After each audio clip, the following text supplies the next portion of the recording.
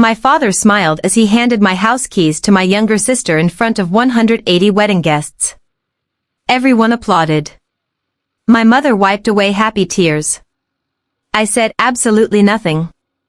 Because they had forgotten one legal document that would destroy everything they believed, the first thing I noticed wasn't the silence. It was my mother's smile. The kind of smile that only appeared when my younger sister, Emily, walked into the room. I was standing in my parents' kitchen holding a wrapped wedding gift worth nearly $2,000. A custom dining table Emily had always wanted. I'd spent 3 months designing it. 3 months. And I wasn't even invited to the wedding. It sounds unbelievable. I wish it wasn't. 3 days before my sister's wedding, my phone buzzed while I was finishing paperwork at my architecture firm in Denver. Mom's name flashed across the screen. I smiled. For a second. Maybe she was calling to tell me my invitation had been lost in the mail. Maybe Dad had finally convinced her that excluding their oldest daughter was cruel. Instead, her first words were, "Claire, please don't come Saturday." I actually laughed. I thought she was joking. "I'm sorry, what?" There was an awkward pause. Then she sighed. "Emily thinks your presence might make some guests uncomfortable." Uncomfortable. I repeated the word in my head like it belonged to another language. "What guests?" Mom hesitated. "You know. Daniel's family." Daniel. Emily's fiancé. His parents were wealthy real estate investors. Country club members. People who measured someone's value by the neighborhood they lived in. Apparently, they didn't approve of divorced women. Especially divorced women who owned successful businesses. Because according to them, success after divorce looked suspicious. I waited for Mom to laugh. To say, "I'm kidding." She never did. "We think it's best if you stay home." We. That word hurt more than anything else. Not Emily. Not Mom. We. Meaning Dad agreed too. I looked around my empty office. The blueprints on my desk blurred. I helped pay for this wedding. Silence. My savings paid for Emily's photographer. Another silence. I paid for the flowers. Still nothing. Then Mom quietly said, "We'll pay you back someday." Someday. People always promise someday when they never intend to repay you. I ended the call. Didn't argue. Didn't cry. Just sat there. For nearly 20 minutes. Listening to the air conditioner humming above me. My assistant knocked gently. "Everything okay, Claire?" I smiled. The fake smile successful people learn after years of pretending everything is fine. "Family stuff." She nodded. Everybody understands those 2 words. Nobody asks questions. For most of my life, Emily had been the favorite. She wasn't cruel. She simply grew up believing the world naturally rearranged itself around her happiness. When we were kids, if we both wanted the same Christmas present, Emily got it. When we both wanted the front seat, Emily sat there. When Dad taught someone how to drive, Emily drove first. When Grandma left us identical necklaces, Emily chose hers before I even opened the box. Mom always had the same explanation. "She's younger." Funny how younger lasted 28 years. I stopped competing long ago. I built my own life instead. At 29. My husband cheated on me. The divorce nearly destroyed me. I rebuilt everything. Started my own architectural design company. Worked 16-hour days. Skipped vacations. Skipped birthdays. Skipped dating. 5 years later, the company employed 23 people. We designed schools, libraries, Community centers. The business was worth more than $3 million. My parents never bragged about that. But every Facebook post Emily made about baking cookies with her kids. Mom shared it within minutes. Different achievements. Different reactions. When Emily got engaged, Dad called me. Claire. I know weddings are expensive. I already knew where the conversation was going. Before he even asked. I said, "How much?" He sounded relieved. "We're about $38,000 short. $38,000. For one day. One wedding." I should have said no. Instead, I transferred the money before dinner. No contract. No receipt. Just family. Dad promised. "You'll always be part of this family." Those words echoed in my head now. Apparently. Until the guest list was finalized. The next morning, I loaded the dining table into a moving truck. The driver asked, "Wedding delivery?" I smiled. "No. Take it back to the warehouse." He looked confused. "Wrong address?" "No. Wrong family." He didn't ask another question. Sometimes strangers understand pain better than relatives.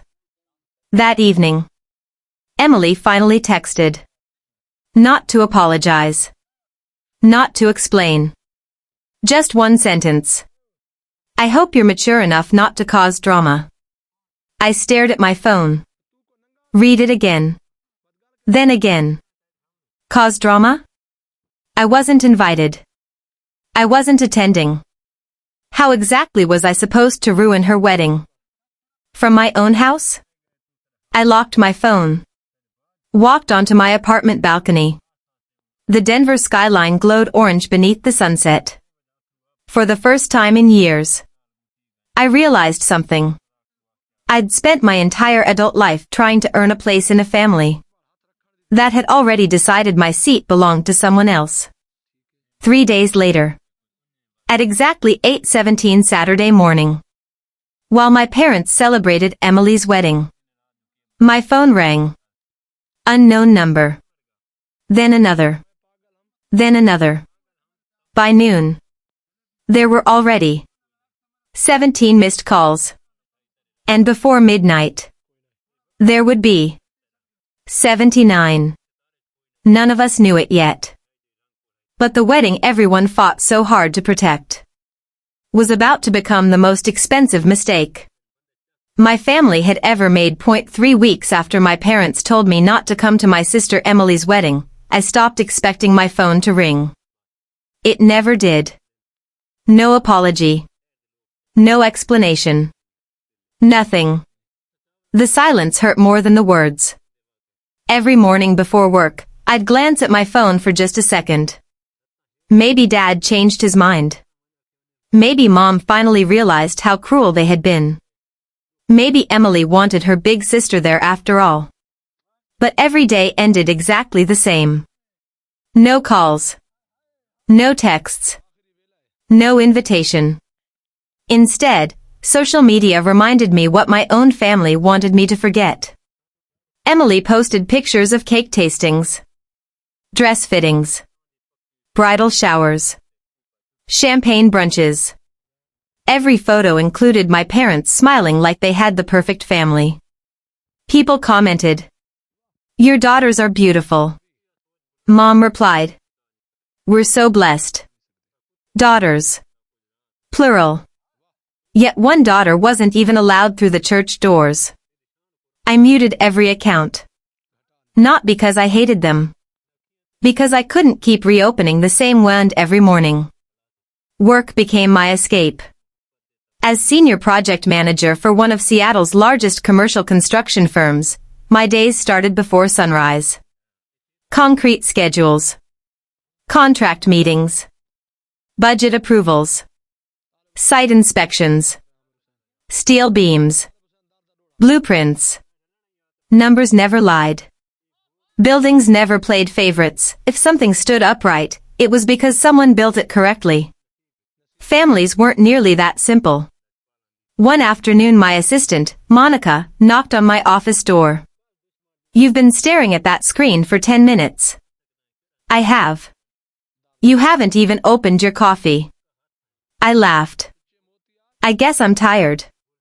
She looked at me carefully. "No," she said softly. "You're heartbroken." I didn't answer. Because she was right. Friday evening I drove past my parents' neighborhood by accident. Or maybe not by accident. Old habits are strange. The driveway overflowed with rental chairs. White tents covered the backyard. Florists unloaded hundreds of white roses.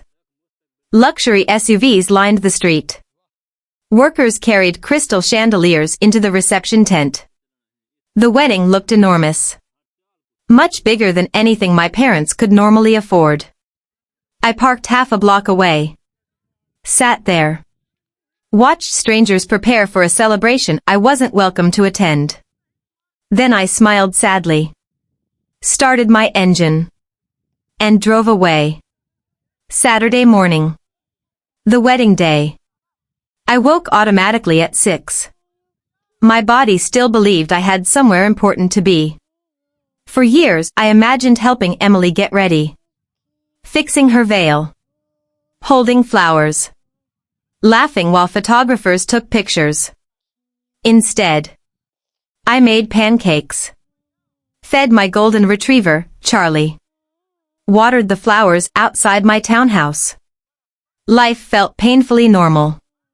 Around noon my best friend Rachel arrived carrying takeout coffee. "I know today sucks. I'll survive. You don't have to pretend with me." We spent the afternoon repainting my living room. Anything to keep my mind busy. Anything except thinking about the wedding happening 15 miles away. At exactly 4:37 p.m. My phone buzzed. Unknown number. I ignored it. Buzz. Again. Ignored. Third time. Voicemail. Then another. Then another. Rachel frowned. "That's weird." I finally answered. "Hello?" A frantic female voice exploded through the speaker. "Is this Olivia Carter?" "Yes. My name is Denise. I'm the wedding planner." I froze. "Wedding planner? I'm sorry to bother you. But your parents told every vendor you were handling final payments." Silence. "I'm sorry. What?" "There are unpaid balances totaling $38,000. My stomach dropped. "What are you talking about?" "The ballroom. The florist. The photographer. The live band. The catering company. The limousine service. They all have your name listed as financial guarantor." I stood so fast my chair tipped backward. "That's impossible. I never signed anything. I've never even spoken to you." Denise sounded close to tears. "The ceremony ended 30 minutes ago. The reception can't continue. Every vendor is threatening to leave. And your parents keep saying." She hesitated. "They keep saying, 'Just call Olivia.'" Rachel slowly lowered her coffee. She already knew. This wasn't a misunderstanding. This was a plan. A terrible one. I whispered. "My parents gave everyone my name?" "Yes. They said, 'You always pay.'" I closed my eyes. Every Christmas. Every birthday. Every emergency. Every family vacation. Every hospital bill. Every last-minute disaster. I'd always stepped in. Without complaint. Without recognition. They believed I'd do it again. Even after banning me from the wedding. Before I could process another thought. My phone exploded. Dad. Declined. Mom. Declined. Emily. Declined. Uncle Mark. Declined. Aunt Susan. Declined. Cousins. Neighbors. Family friends. Missed call after missed call. Within 20 minutes. My phone showed 79 missed calls. For 3 weeks. No one remembered I existed. Now. Suddenly. I was the most important person at the wedding. I looked at Rachel. She quietly asked, "What are you going to do?" I stared at the screen filled with missed calls. Then I smiled for the first time in weeks. A calm, dangerous, almost peaceful smile. "No," I said. "I'm finally going to let them solve a problem. They created themselves." I placed my phone face down on the kitchen table. It vibrated non-stop. Dad. Mom. Emily. Unknown numbers. The wedding planner again. I ignored every single call. For the first time in my life, I wasn't rushing in to save my family. Rachel watched me carefully. "Are you really not answering?" I slowly shook my head. "For 15 years, I said quietly, I've answered every emergency. They can survive one afternoon without me." She smiled. "It's about time." At exactly 5:12 p.m., another voicemail appeared. This one was from my father. His voice sounded nothing like the confident man who had told me 3 weeks earlier that I wasn't welcome at the wedding. "Olivia. Please answer. The vendors are refusing to serve dinner. The guests are getting upset. I'll explain everything." Dad's voicemail ended with a sentence I'd never expected to hear. "Please, we're begging you." I listened to it twice. Then I deleted it. Not because I hated him. Because for the first time in my life, his emergency wasn't mine to fix. 5 minutes later another voicemail arrived. This time it was Mom. She was crying so hard I could barely understand her. "Olivia, please answer your father. The caterer says they'll leave in 20 minutes. People are already talking. Please don't embarrass us like this." I stared at the phone. Embarrass us. Even now. Even after excluding me from their daughter's wedding. Even after putting my name on nearly $40,000 in unpaid contracts. Their biggest concern wasn't what they'd done. It was what people might think. Rachel looked at me. What did she say? I handed her the phone. Rachel listened. Then slowly shook her head. They still think this is your responsibility. They've learned absolutely nothing. At 6 p.m. my phone rang again. This time it was my Uncle Mark. I answered. Not because I wanted to help. Because I wanted answers. Olivia. He sounded relieved. Thank God. Everyone's looking for you. I heard. What happened? He sighed.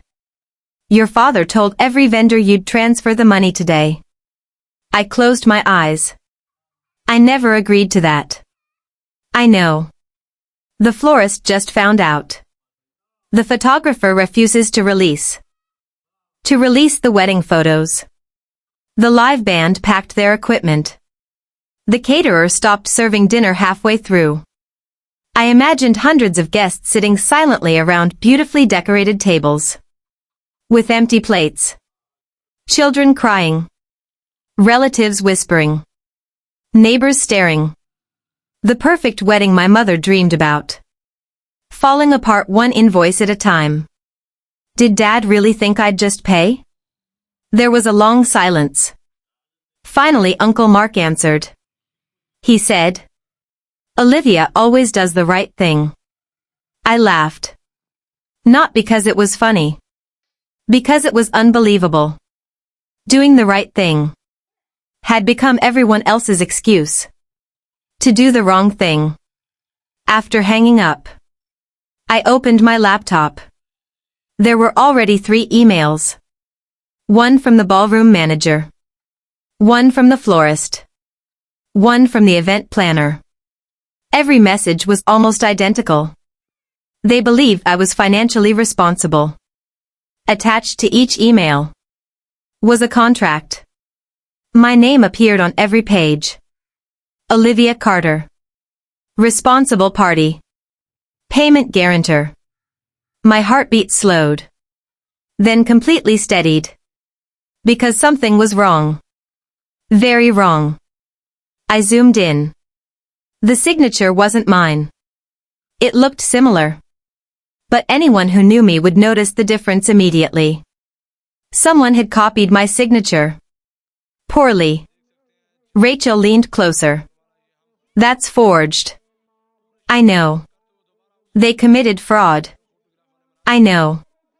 For several seconds neither of us spoke. The problem had just become much bigger than unpaid wedding bills. I opened my bank app. Every account was untouched. No withdrawals. No pending transactions. Good. Then I called my attorney. David Harrison. He'd handled the purchase of my townhouse 3 years earlier. He answered on the second ring. Everything okay, Olivia? No. I explained everything. The wedding. The fake contracts. The forged signatures. The unpaid invoices. He interrupted only once. Did you authorize any payment?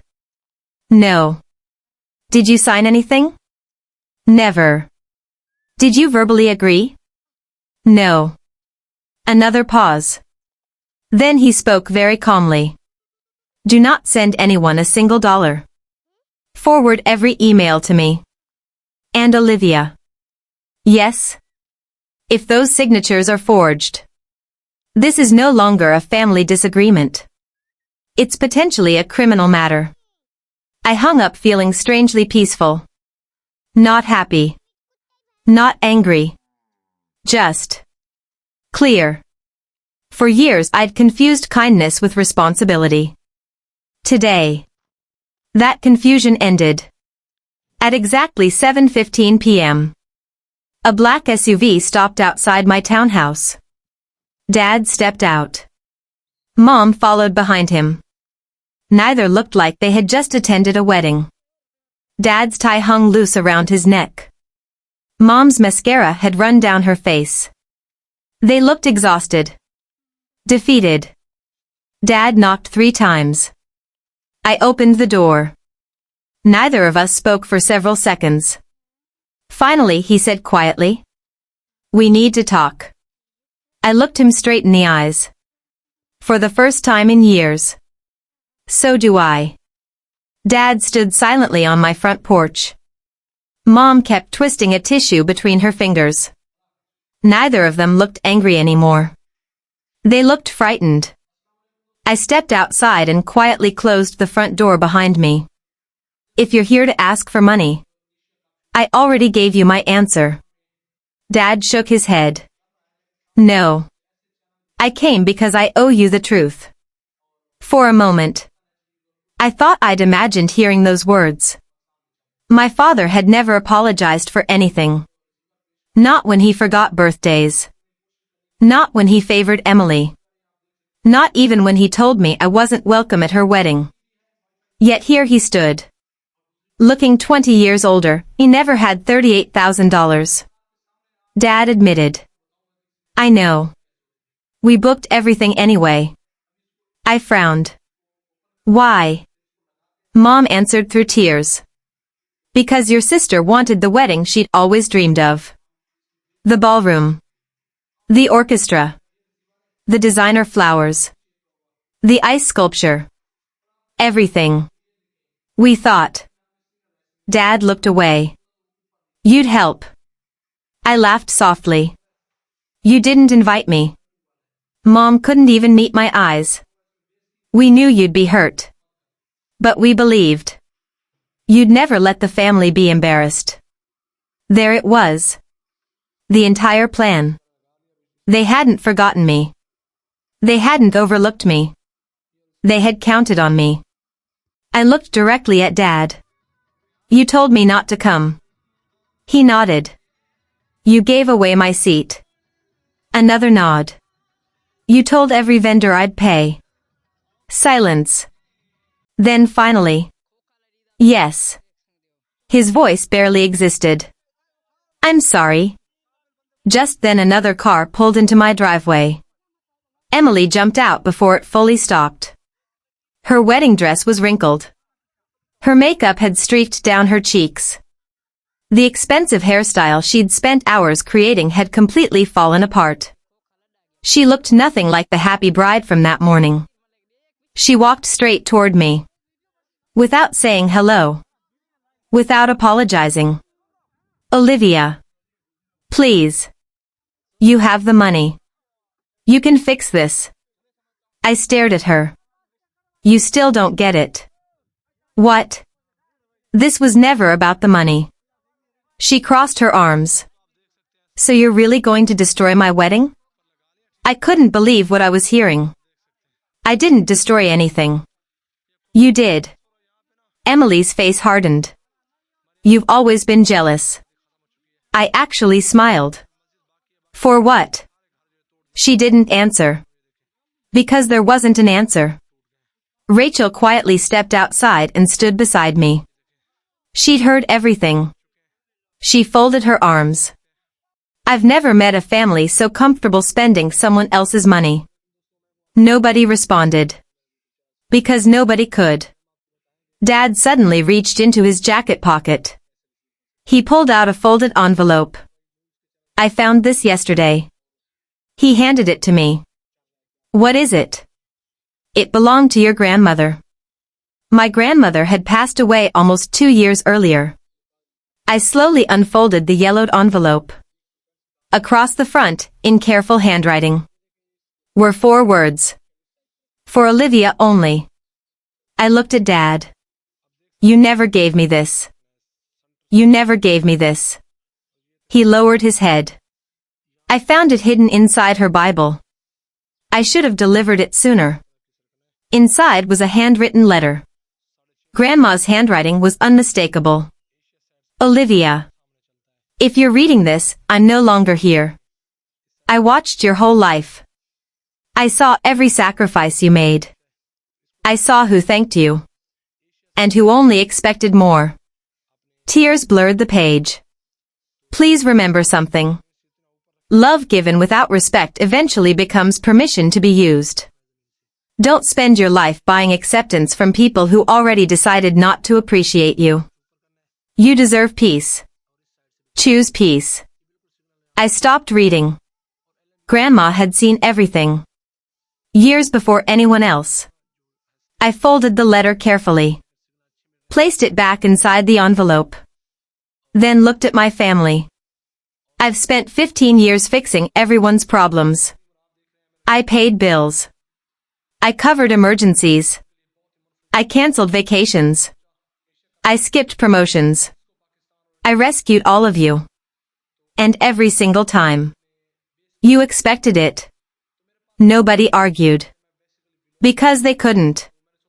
Dad slowly removed his wedding ring. He stared at it for several seconds before speaking. I failed you. I failed as your father. I kept rewarding the child who demanded everything.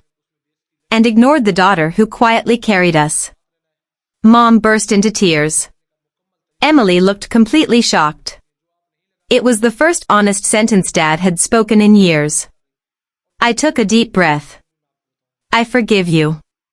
All 3 of them looked up. But forgiveness doesn't erase consequences. I handed the forged contracts back to Dad. You'll tell every vendor the truth. You'll tell them those signatures are fake. And you'll deal with whatever happens next. Dad nodded immediately. I will. I promise. For the first time. The responsibility finally belonged to the people who created it. 3 weeks later. The wedding was still the biggest topic in town. Not because of the flowers. Not because of the dress. Not because of the reception. People remembered it because the entire evening collapsed after vendors discovered forged signatures and unpaid contracts. Word spread quickly. Some blamed my parents.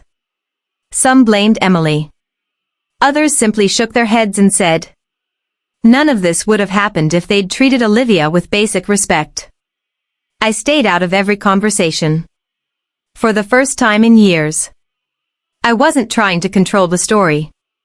The truth was finally doing that on its own. A month later I received a handwritten letter from the ballroom manager. Inside was a short note. Ms. Carter. Thank you for immediately informing us that your identity had been used without permission. Your attorney's documentation cleared your name. You're no longer connected to any outstanding balances. We wish you nothing but success. I smiled. Folded the letter. Placed it inside Grandma's envelope. Some victories don't need applause. They just need closure. Dad kept his promise. He met personally with every vendor. He admitted the signatures had been forged. He apologized. He arranged payment plans with the ballroom, florist, photographer, and caterer. It took nearly 2 years to repay every debt. He never asked me for a single dollar. Not once. That alone told me something had finally changed. Emily called several times. At first, I ignored the calls. Not to punish her. To protect my peace. Eventually, I answered. She sounded different. Quieter. I've been seeing a therapist. I stayed silent.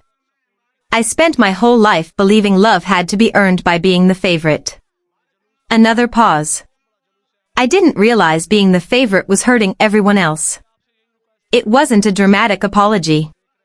It wasn't perfect. But it was honest. For the first time. She wasn't asking me for money. She wasn't asking me to fix anything. She was taking responsibility. That mattered. Mom changed too. Slowly. One Sunday she invited me to lunch. Just me. No Emily. No family gathering. No hidden agenda. Halfway through the meal she reached across the table. I'm sorry. 3 simple words. Words I'd waited almost 20 years to hear. I kept asking you to sacrifice because you never complained. I thought strong people didn't need protecting. Tears filled both our eyes. I squeezed her hand. Strong people get tired too, Mom. She nodded. I know that now. Dad remained the hardest person to read. He wasn't suddenly emotional. He wasn't the kind of man who gave long speeches. But little things changed. He started calling every Sunday. Sometimes we only talked for 5 minutes. Weather. Football. Work. Nothing important. Yet somehow, everything important. One afternoon he arrived at my townhouse carrying a toolbox. I noticed your fence gate is leaning. We repaired it together. No awkward conversations. No apologies. Just 2 people quietly rebuilding something that had been broken for a very long time. Sometimes, that's what healing looks like. 6 months later my company promoted me to Regional Operations Director. The promotion came with a larger office, a significant raise, and responsibility for projects across 3 states. Rachel surprised me with a celebration dinner. Monica decorated my office with balloons. Even my attorney, David, mailed a congratulations card. As I looked around the room, I realized something. These people weren't family by blood.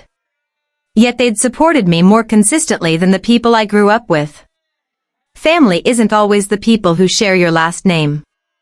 Sometimes, it's the people who never ask you to earn your place. That evening I returned home and opened Grandma's letter one more time. My eyes landed on the final sentence. Choose peace. For years, I thought peace meant keeping everyone else happy. Paying every bill. Fixing every mistake. Saying yes to every unreasonable request. I was wrong. Peace begins the moment you stop sacrificing yourself to keep unhealthy relationships alive. That lesson changed my life far more than any promotion ever could. Today, my parents and I still have dinner together once a month. Emily and I are rebuilding our relationship one conversation at a time. Trust returns slowly. And that's okay. Not every family gets a perfect ending. Sometimes the greatest victory isn't revenge. It's refusing to become bitter. It's learning your value doesn't depend on people who refuse to see it. And it's finally walking away from the role of family rescuer. So you can become the author of your own future. If you've ever been the person everyone depended on, but no one appreciated, I hope you remember this. You are not responsible for carrying people who refuse to walk beside you. Love should never require you to disappear. Sometimes the bravest thing you'll ever do is simply stop saying I'll fix it. Thank you for listening to my story. If it reminded you of your own journey, share it with someone who needs to hear it. And remember, the people who underestimate your worth don't get to decide your future. Sometimes, the happiest chapter of your life begins the day you stop rescuing everyone else.